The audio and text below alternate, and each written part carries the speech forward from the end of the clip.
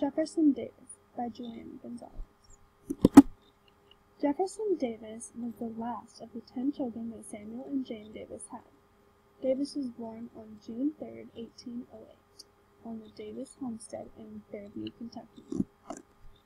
His father Samuel was a young man when Thomas Jefferson had been in presidency. He admired him greatly and had named his last son after him. In 1830, Davis began his education at the Wilkinson Academy in Woodrow, Mississippi, near the family cotton plantation. 2 years later, he entered the Catholic school of St. Thomas at St. Rose Priory, a school operated by the Dominican Order in Washington County, Kentucky. During the Civil War, the Confederate Congress in Montgomery, Alabama, selected Jefferson Finis Davis to become the provisional president of the Confederacy.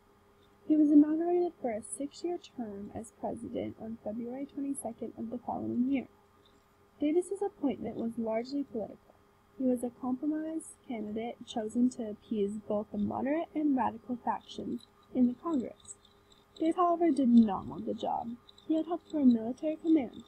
Initially, Davis was a popular president with the Southern people.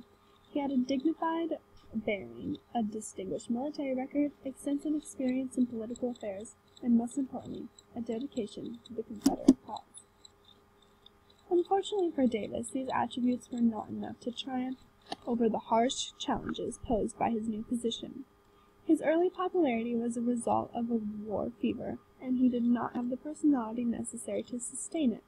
He was impatient with people who disagreed with him, and he had the unfortunate habit of awarding prominent posts to leaders who appeared unsuccessful.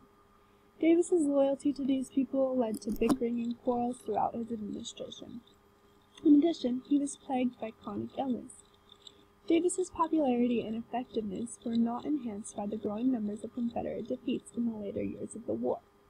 On April 2, 1865, he and other members of the Confederate government were forced to flee from Richmond before the advancing Union army. The Confederate president was captured by Northern soldiers near Irwinville, Georgia, on May 10, 1865. Jefferson Davis was the first and only president of the Confederate States of America. He was a moderate political leader who was never able to figure out how to defeat the better equipped North. As president, he acted as his own Secretary of War and meddled constantly in Southern military strategy. He held less power in the South than Lincoln did in the North, and the power he did have rapidly decreased as the Union Army captured large parts of the Confederacy. Davis's economic policies failed to provide the South with a stable currency or enough industrial capacity to prevail in the war. Toward the end of the war, Davis insisted on holding out until the bitter end, even when it was clear that the Confederacy had lost. In recent years, his legacy has suffered in comparison to that of Robert E. Lee, the general he appointed to replace Joe Johnston in 1862. After the Civil War, Jefferson Davis was imprisoned at Fort Monroe, Virginia, for 2 years. He was tried for treason, but he was released on bond in May 1867. After being released, Davis and his family traveled for some time in Europe before returning to the American South. They first took up residency in Tennessee, then relocated to the Mississippi Gulf, where Davis lived out his retirement years at the estate called Pueblo near Biloxi.